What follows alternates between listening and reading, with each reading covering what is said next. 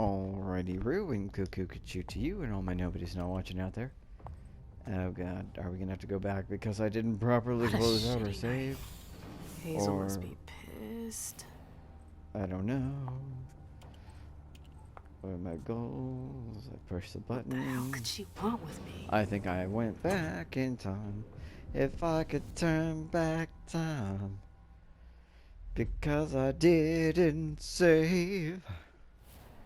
I'd be annoyed at myself and I'm not entirely sure if that's what's happened. I don't know. It's been a minute since I played. I could have made that part of the song because it could have rhymed. What is going on? Did they move me forward? Okay, we're going very Alice in Wonderland with it. I want to like it. I'm just confused. Which is very, you know, Alice in Wonderland, The Adventures of Alice. But, huh. Okay. Can't remember if this happened the first time. Or if this is the first time. I mean, could be both. Could be neither. But very merry birthday afternoon. Alright. Up. Unstable seer. You're Malkavian, okay, though. Mom? Penny for your thoughts? Nothing, Pumpkin. What were you saying? You saw pictures Where again? did you fall? You're not going back to the institute, What's going on there? are you? No, don't fret. I'm gonna stay here with you now. I don't like it when Richard takes you away. He's my psychiatrist. He's helping me so I can be with you. Mom has a little trouble sometimes, remember? I see things that haven't happened yet. And I forget others. That Yes, have or I know. haven't? And you have to slumber so you can rest all alone sometimes. But 3 years was too long. What? Seems like a long time. Also, I can't help but notice your lisp. Or the childish, like, this is what a child who is missing teeth sounds like. Or the sound that they're going for anyway. It seems like it's like Mary Alice. It's like I can't remember what that's a reference to. Music Man? Is that it? No. The Little Rascals? Maybe. I don't know. We're moving on. I don't know if it makes a difference what I say. I'm just gonna say this. But now we'll be together forever. We'll And be inseparable. Like 2 peas in a pod. Yes, exactly. Okay. Mom?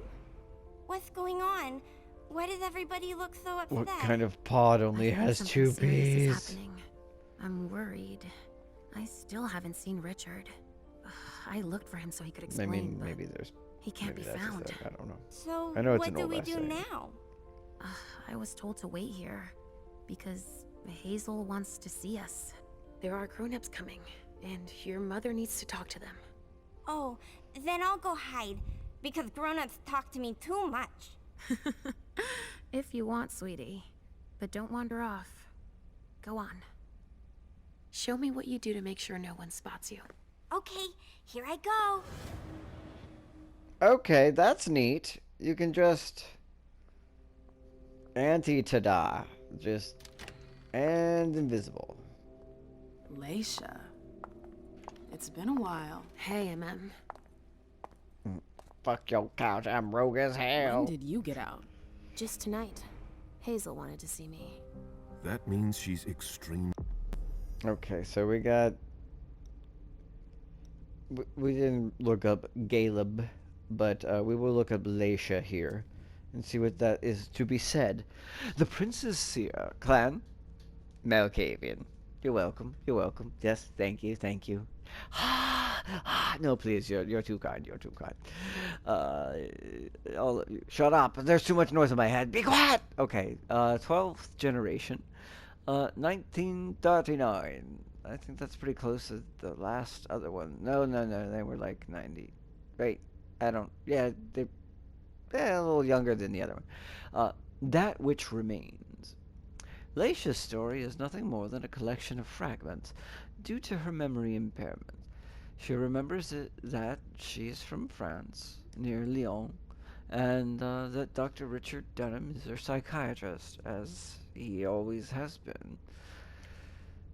She knows that he saved them from the war in 1939, both her and her daughter Halsey. Halsey, yeah, Halsey.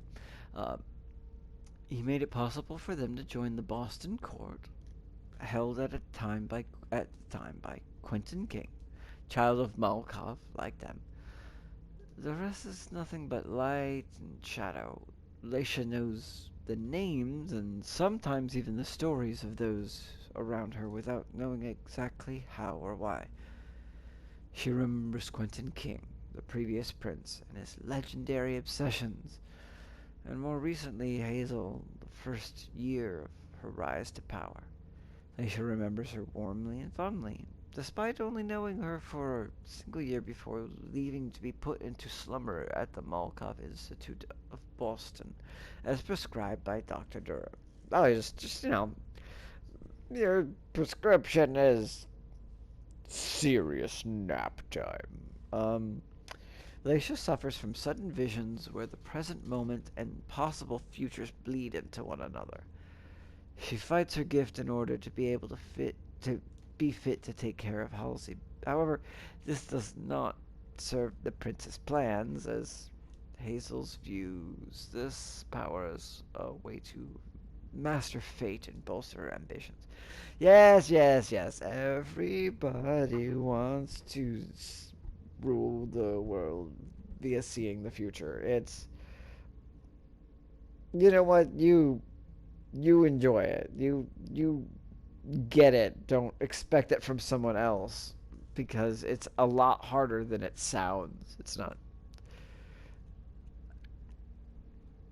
not that simple. You ask, if you look into the future, you got to consider the fact that maybe you're changing the future into that future, or alternatively, you have the opportunity to change the future from that future. But the real question you need to ask is, if that would have been the future if he hadn't looked. Since you got to grapple with those three things, if you're smart enough to realize that, and then also realize that possibly all those futures occur, or don't occur, or would occur, or wouldn't occur if you had or hadn't. You know, it's just, how many balls can you juggle? Okay, then. Yeah. That's why people want somebody else to do it and then get mad when it's not what they want. Only worried about the situation. That or she's a major drama queen. Says the Toreador.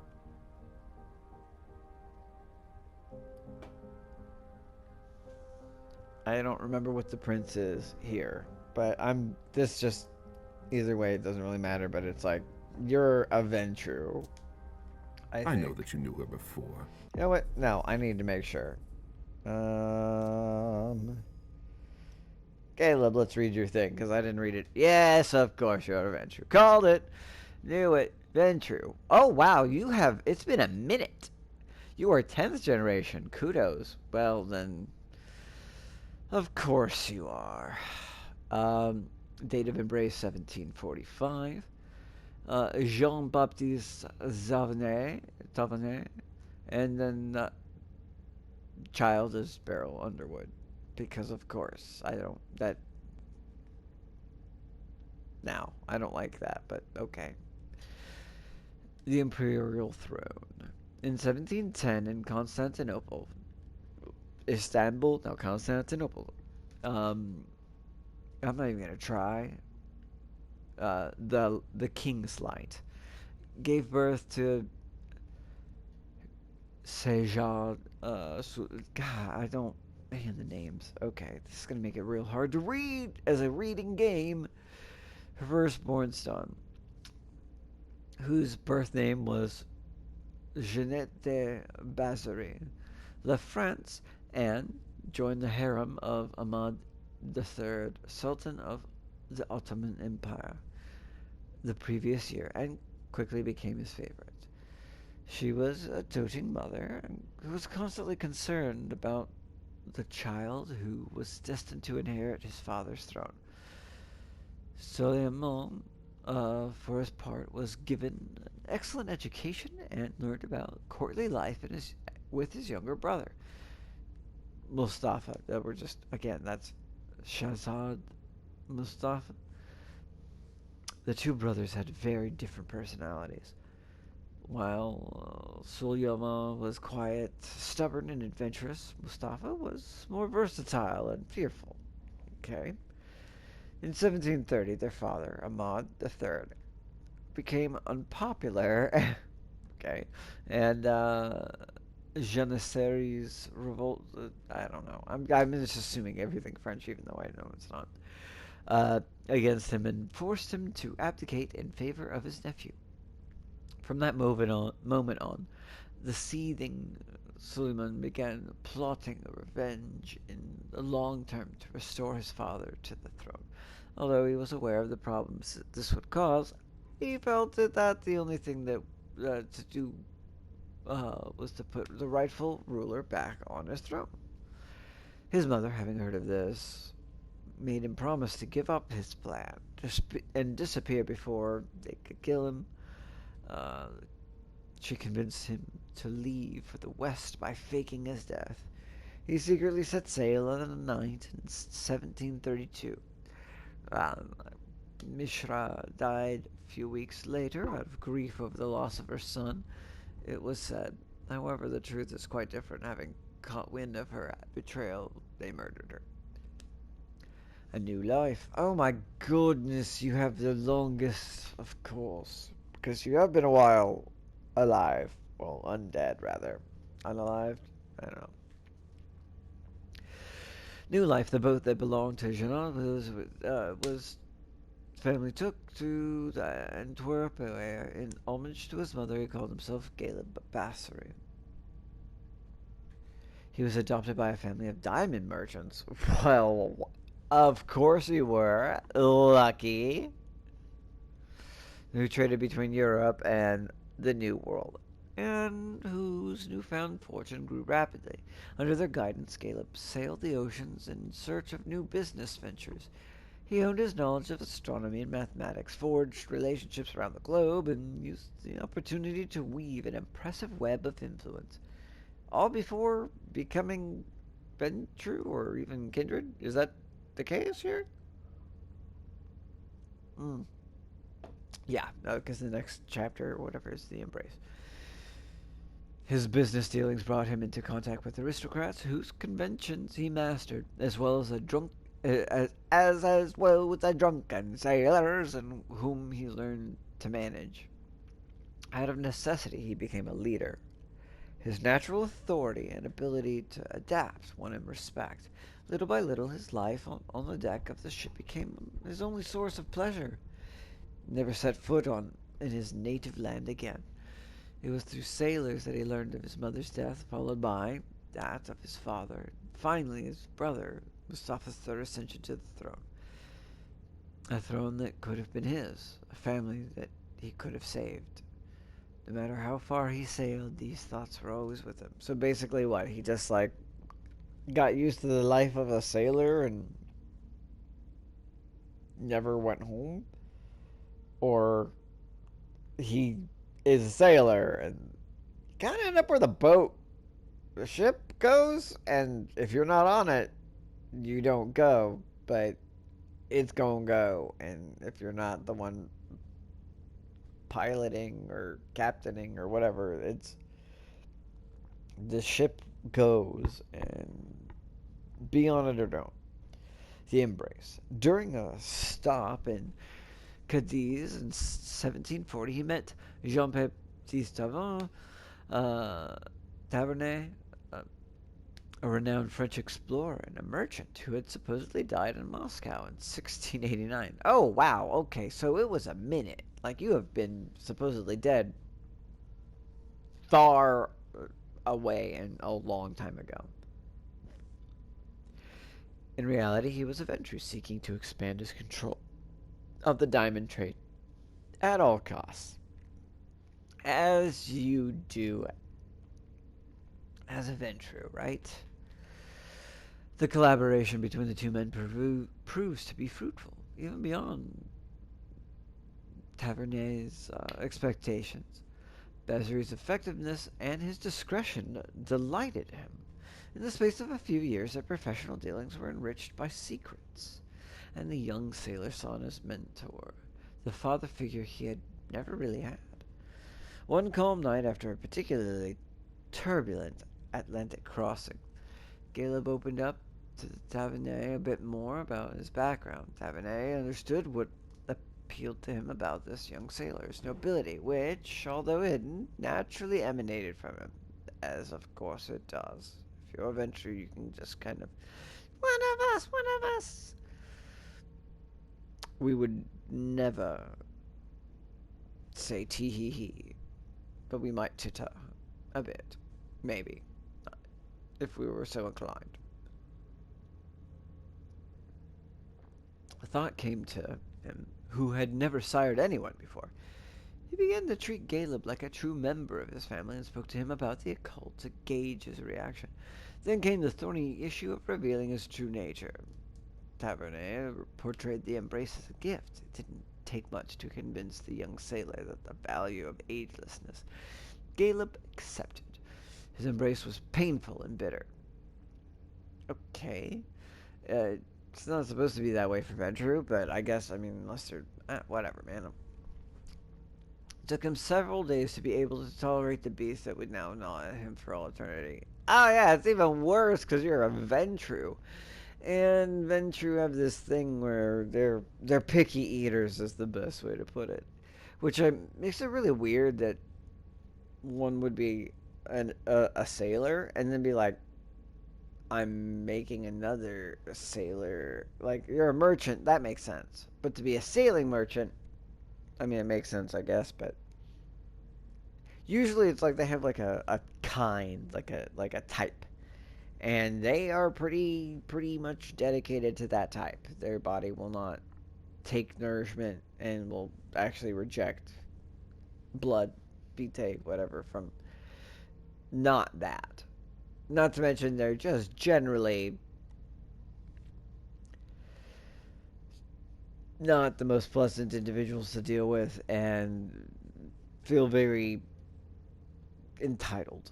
But being a sailor seems, unless your type is other sailors, it's like, oh no, you're a sailor? It's like, well then that would make sense, but otherwise it still seems like it'd be a hassle. His sire, who saw a certain... Oh, wait. Yeah, wait. Oh, nope, too far. He attempted to focus his child's anger on the revenge he would get against those who had deprived him of his throne. But Caleb did not see things that way. His thirst for justice was replaced by disgust for humankind and a growing disinterest in their affairs. He now wished to rise above the kinds that used his eternity for previously impossible purposes. He's like, oh yeah, no, that's so human. Like, that's so, last year. I'm so beyond that. It's called maturity and immortality, whatever, man. His sire, who saw a certain interest in it, let his child experiment. Caleb spent half a century roaming the 7 seas of the globe. I feel like that's definitely some sort of that's a pretty impressive accomplishment. Again, especially as a Ventrue, you can only eat certain types, so there has to be a type that you're into. They're weird about their vagaries on it. I don't know that applies here, but it's not like you can just eat rats, That's not going to work for you. It's not like a Toreador is just disgusted and hates themselves for doing it. You actively can make the effort after feeling that way, and then it's just not going to stay down. But then traveling, like being a vampire on a ship is hard. So, I don't know. Impressive. Caleb spent his day to die, getting rich by acquiring diamond mines and trading companies. Always with the diamonds, this guy. Uh, he toyed with the laws of men, but scrupulously respected the principles that it instilled in him. The mutually beneficial, balanced relationship continued until early 19th century. That's not really how things work in the vampire world, especially among Ventru. You you sire a child, they're underneath you. That's usually how it works in other clans, but Ventru have a pecking order, and even more so. So, a hunter's instincts. Under the pretext of wanting to share his love of nature and the great outdoors with Caleb, Jean Baptiste, in fact, invited him. Oh God, are you gonna Diablerize this motherfucker? Uh, Invited him to go to Maurice's region to meet an old acquaintance of his, this guy, and the Gangle chose to establish his den in the heart of the forest and lived like an animal. Despite his sire's instruction, Caleb had difficulty finding Charbonnet. Charbin. After a physical encounter, the trapper understood why Charbonnet had sent him to Ventru. So he attempted to share his connection to the animal world with him, as he had done with his sire before him. While Caleb is not interested in this ability to communicate with animals, his talent at tracking prey seemed more worthy of a kindred. It seemed to be even proved to be necessary in the midst of the forest for a palate as refined as his. What do you eat? How do I eat you? Which was not to be satisfied by any kind of blood. Yeah, that's sort of the whole thing. With practice, Caleb was able to track down his prey on his own. Charbonnet trained him to differentiate the essence of a mortal from that of a kindred, or even that of a lupine. Well, I felt like you wouldn't even need that much training for that. Like, vampires often, it's pretty easy to tell if they're another vampire. They don't smell or act right. They have to put out effort to even appear that to another vampire. And the werewolf and shape-shifting breeds are their own thing, so maybe you might not notice until you bite them, but statistically speaking, you're much more likely to run into a human. The onset of winter season forced the men to part ways, and back to the Pacific, returning to civilization with a new skill, though he would never reveal this to his sire. He was thankful for. It's like, what? Is this like, spoilers for Kill Bill? You learn the Pai Mei technique, and you're just like, I'm not gonna tell Bill. It's like, why are you gonna use it against him? That doesn't really make sense. Settling down in Boston. In 1806, with the Napoleonic Wars tearing Europe apart, Lisa, Caleb met James Underwood, who, through sugar trust, controlled the refined sugar mills, with the United States as embargo. It's like, I don't even care. This is so long. I'm just gonna, like, they were friends. New world, make progress, contact with the child, treating him as an equal. Again, rather strange, but cool. And it was Caleb's advice that he moved to south. It's like, again, the diamond mines with you guys. It's weird that you treated him like an equal. That's not standard venture behavior, if I recall correctly. And then that you treated him like an equal, and he was still like, I am not telling this guy that I have this ability. It's like, what? Isn't that what you showed up for? It's like, no, he showed up so I could Dr. Doolittle and talk to animals. I learned how to hunt prey better. It's like, I just don't feel like you really would have needed that. Don't you have Auspex? I thought. Maybe I'm wrong. Beryl Underwood did better than his reputations. He's talented. He's more talented than his father, and the venture had something to do with it. But a vampire cannot become involved with a mortal over a long term without compromising their identity.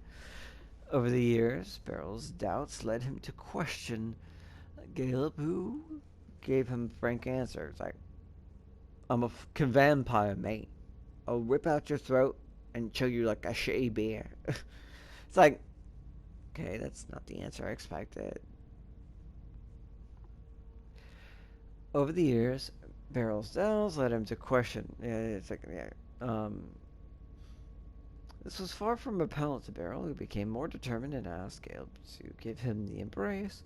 Caleb never had thought of siring a child himself, so he put off the decision, did not answer till 1869. Beryl's embrace was quick. Ow. So you, waited till this guy got old, because you're like, I never really intended for that, so it's like, you know what? I guess so. It's like, oh, you just made me wait for a bit. Okay, cool. He was involved in every plot, every betrayal. Caleb began suspicious of him, and he withdrew, which did not forgive him for. Executor. Over the course of the 20th century, seeing his unscrupulous behavior in corrupting the kind through the environment and health impacts of his business, Caleb distanced himself from the business he had felt he had created a monster, a threat to all kindred. Quentin King, the Prince of Boston, offered him the position of executor of the prince, which he accepted as a means of escape. King made one of his favorite tools, sending him to hunt down those who threatened the Boston Camarilla. After centuries of building a business empire, chasing opportunities, and eliminating competitors, Caleb derived satisfaction from the simple task of doing what he was told. He didn't count the kindred destroys, the mortals killed, or the thin-blooded suppressed. He served the prince with his signature loyalty. When Underwood joined the Clintons, Caleb grew weary. Okay, God, this just keeps going. I don't care.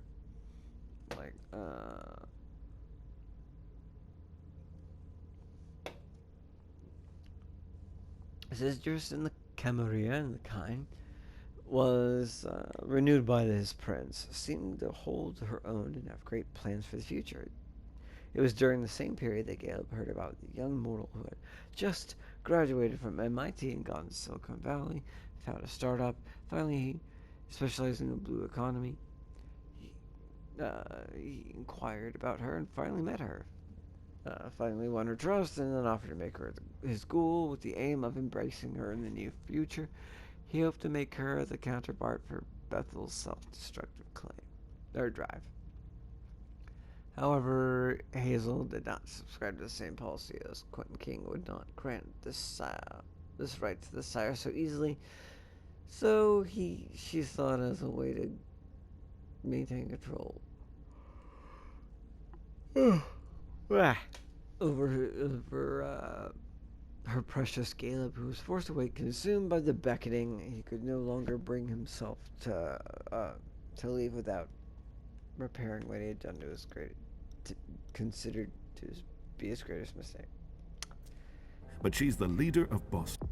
No, that took forever. I gotta end this. That was forever.